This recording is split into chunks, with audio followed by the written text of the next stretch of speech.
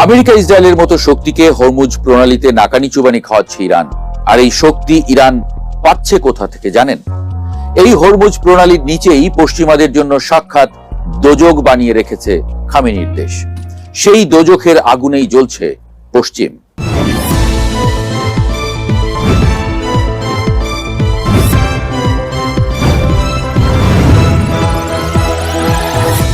পৃথিবীতে কিছু জায়গা আছে যার সৌন্দর্যই হয়তো তার জন্য কাল হয়ে দাঁড়ায়। মানুষ সেখানে ছুটে যায় মুগ্ধতা নিয়ে, আর ফিরে আসে ধ্বংসের বীজ বুনে। ইরানের কেশম দ্বীপের গল্পটাও অনেকটা তেমন। এক সময় দূর দূরান্ত থেকে মানুষ এই দ্বীপে আসতো নীল জল, পান্না সবুজ বন আর অদ্ভুত সব পাথরের খাঁজ দেখতে। কিন্তু এখন আর সেখানে পর্যটকদের ক্যামেরার ফ্ল্যাশ জ্বলতে দেখা যায় না। তার বদলে দ্বীপের মাটির অনেক গভীরে নীরবে প্রস্তুত হচ্ছে ভয়ঙ্কর সব মারণাস্ত্র। যুক্তরাষ্ট্র আর ইসরায়েল যখন তুমুল অহংকার নিয়ে ইরানে হামলা চালালো, তখন এই কেশম দ্বীপই হয়ে দাঁড়িয়েছে তাদের সবচেয়ে বড় মাথা ব্যথার কারণ। কেন? কারণ এই একটি দ্বীপই পুরো হরমুজ প্রণালীর নিয়ন্ত্রণ নিজেদের পেটের ভেতরে লুকিয়ে রেখে বিশ্ব বাণিজ্যের টুটি চেপে ধরেছে। হরমুজ প্রণালীর ঠিক প্রবেশ মুখে প্রায় 1445 বর্গ কিলোমিটার এলাকা নিয়ে ছড়িয়ে আছে এই বিশাল কেশম দ্বীপ। দূর থেকে দেখলে মনে হবে কেউ যেন সমুদ্রের বুকে একটা বিশাল পাথুরের ছিপি আটকে দিয়েছে। এই দ্বীপে বাস করেন প্রায় 1,48,000 মানুষ। তাদের বেশিরভাগই সুন্নি মুসলিম। কথা বলেন নিজেদের মিষ্টি বন্দরী ভাষায়। সমুদ্র ঘিরেই তাদের বেঁচে থাকা, সমুদ্রই তাদের অন্নদাতা। এখানকার মানুষদের একটা অদ্ভুত সুন্দর উৎসব আছে। প্রতি বছর নওরোজ সায়েদি বা জেলেদের নববর্ষের দিনে তারা কেউ সাগরে জাল ফেলেন না। দিনটি তারা পালন করেন কেবল সমুদ্রের প্রতি কৃতজ্ঞতা জানাতে, যেন সাগর তার বুকে থাকা মাছ আর সম্পদ দিয়ে তাদের সারা বছর বাঁচিয়ে রাখে।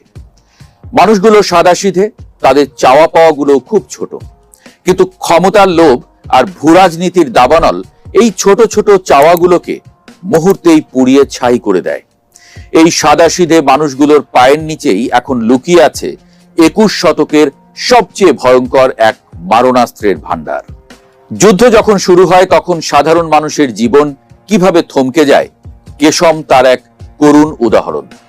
অপারেশন এপিক ফিউরি শুরুর ঠিক এক সপ্তাহের মাথায় গত 7ই মার্চ মার্কিন যুদ্ধ বিমান আঘাত হানে দ্বীপটির একটি অত্যন্ত গুরুত্বপূর্ণ পানি শোধনাগারে।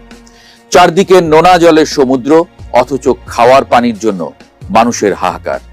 চোখের পলকে দ্বীপের 30টি গ্রামের মানুষের মিঠা পানির সরবরাহ পুরোপুরি বন্ধ হয়ে যায়। তেহরান এই হামলাকে সাধারণ মানুষের উপরে বর্বর অপরাধ বলে আখ্যা দেয়। তারা জবাব দিতেও খুব একটা সময় নেয়নি। ইরানের সন্দেহ ছিল কেশমে এই বিমান হামলা চালানো হয়েছে পার্শ্ববর্তী কোনো উপসাগরীয় দেশ থেকে। এর প্রতিশোধ হিসেবে ইরানের ইসলামিক রেভলিউশনারি গার্ড কর্পস সোজা বাহরাইনের জুফায়ের মার্কিন ঘাঁটিতে ভয়াবহ পাল্টা হামলা চালিয়ে বসে। যুদ্ধের সমীকরণটা তখন থেকেই যেন অন্যদিকে মোড় নিতে শুরু করে। সামরিক বিশ্লেষকরা এখন কেশমকে ডাকছেন ডুববে না এমন এক বিমানবাহী রণতরী বা আনসিঙ্কেবল এয়ারক্রাফট ক্যারিয়ার হিসেবে। বন্দর আব্বাস থেকে মাত্র 22 কিলোমিটার দক্ষিণের এই দ্বীপটি ক্লিয়ারেন্স প্রণালীর উপরে একচ্ছত্র আধিপত্য বিস্তার করে আছে। কেশমকে ইরান মূলত তাদের অ্যাসিমেট্রিক বা অসম নৌশক্তির প্রধান ঘাঁটি হিসেবে ব্যবহার করছে। এর মাটির নিচে মাইলের পর মাইল সুড়ঙ্গ। এই মিসাইল সিটি বা ভূগর্ভস্থ শহরের ভেতরে ঠিক কতগুলো ফার্স্ট অ্যাটাক স্পিডবোট বা উপকূলীয় মিসাইল ব্যাটারি লুকিয়ে রাখা আছে তা যুক্তরাষ্ট্রের অত্যাধুনিক স্যাটেলাইটগুলো ঠিকঠাক ধরতে পারছে না। লেবাননের অবসরপ্রাপ্ত সামরিক কর্মকর্তা এবং কৌশলগত বিশ্লেষক ব্রিগেডিয়ার জেনারেল হাসান জাউনি মনে করেন কেশমের এই ভূগর্ভস্থ নেটওয়ার্কের একটাই মূল উদ্দেশ্য হরমুজ প্রণালীর টুটি চেপে ধরা। এবং আশ্চর্যের বিষয় হলো ইরান এই কাজে অভাবনীয় সফলতা দেখিয়েছে। গত সপ্তাহেই ইরান যখন এই পথ দিয়ে যাওয়া জাহাজগুলোতে হামলার হুমকি দিল, তখন পুরো প্রণালীতে জাহাজ চলাচল কার্যত বন্ধ হয়ে যায়। বিশ্বের সবচেয়ে গুরুত্বপূর্ণ জ্বালানি পারাপারের পথ এখন স্থবির। এখন কেবল গুটি কয়েক তেলের জাহাজ অনেক দেনদরবার আর চুক্তির পর পার হওয়ার সুযোগ পাচ্ছে। ওদিকে মার্কিন প্রেসিডেন্ট ডোনাল্ড ট্রাম্প রণতরীর বহর সাজিয়ে জোর করে এই পথ খোলার চেষ্টা করছেন। কিন্তু কেশমের ভৌগোলিক অবস্থান আর মাটির নিচের এই দুর্গ ভেদ করা যে কতটা কঠিন তা পেন্টাগনের কর্তারা খুব ভালো করেই জানেন। কেশমের এই কৌশলগত গুরুত্ব মোটেও নতুন কিছু নয়। আরবরা একে ডাকত জাজিরা আল তাউইলা বা লম্বা দ্বীপ নামে।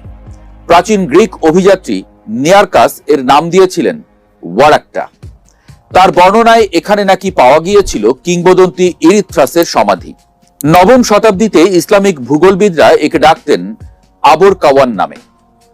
এই দ্বীপের ভৌগোলিক অবস্থান এতটাই গুরুত্বপূর্ণ ছিল যে 1301 সালে তাতারদের নির্মম হামলা থেকে বাঁচতে হরমুজের শাসকরা তাদের পুরো রাজদরবার এই দ্বীপে নিয়ে এসেছিলেন। শুষ্ক গালফ অঞ্চলে এই দ্বীপটি একসময় পানির পাত্র হিসেবে কাজ করত। 1552 সালে অটোমান সেনাপতি পিরি রেইস এখানে হামলা চালিয়ে যে বিপুল ধনসম্পদ লুট করেছিলেন তাকে তৎকালীন সময়ের সবচেয়ে বড় লুটপাটের ঘটনা বলা হয়। পর্তুগিজরা 1621 সালে এখানে এক বিশাল পাথরের দুর্গ বানিয়েছিল নিজেদের আধিপত্য ধরে রাখতে। তবে পরের বছরই পারস্য আর ইংরেজদের যৌথ বাহিনী তাদের সেখান থেকে তাড়িয়ে দেয়। সেই রক্তক্ষয়ী যুদ্ধে প্রাণ হারিয়েছিলেন বিখ্যাত ব্রিটিশ নাবিক উইলিয়াম ব্যাফিন। এমনকি ব্রিটিশরাও 19 শতাব্দীতে এখানে নৌঘাঁটি বানিয়েছিল, যা 1935 সাল পর্যন্ত টিকে ছিল। পরে তৎকালীন ইরানের শাহ রেজা পাহলভীর চাপে তারা এই দ্বীপ ছাড়তে বাধ্য হয়। এত যুদ্ধ, এত রক্তপাত আর এত ক্ষমতার পালাবদলের মাঝেও কেশম তার নিজস্ব এক অদ্ভুত মায়াবী রূপ ধরে রেখেছিল। 2006 সালে এই দ্বীপটি পুরো মধ্যপ্রাচ্যের প্রথম ইউনেস্কো স্বীকৃতি জিও পার্ক হওয়ার সম্মান লাভ করে। দ্বীপের এক পাশে রয়েছে বিশাল হারা ম্যানগ্রোভ বন, যা পরিযায়ী পাখিদের জন্য এক নিরাপদ আশ্রয়স্থল। এর ভূপ্রকৃতি যেন কল্পকাহিনীর পাতা থেকে উঠে আসা। এখানকার ভ্যালি অব স্টার্স বা তারার উপত্যকা দেখলে মনে হবে ভিন গ্রহের কোনো জায়গা। হাজার হাজার বছরের বায়ু আর জলের ক্ষয়ে তৈরি হওয়া এই উপত্যকা নিয়ে স্থানীয়দের বিশ্বাস, আকাশ থেকে একটি বিশাল তারা খসে পড়ে মাটি ফাটিয়ে এই অদ্ভুত সুন্দর জায়গাটি তৈরি করেছিল। রয়েছে নামাকদান সল্ট কেভ বা লবণের গুহা, যা প্রায় 6 কিলোমিটার দীর্ঘ।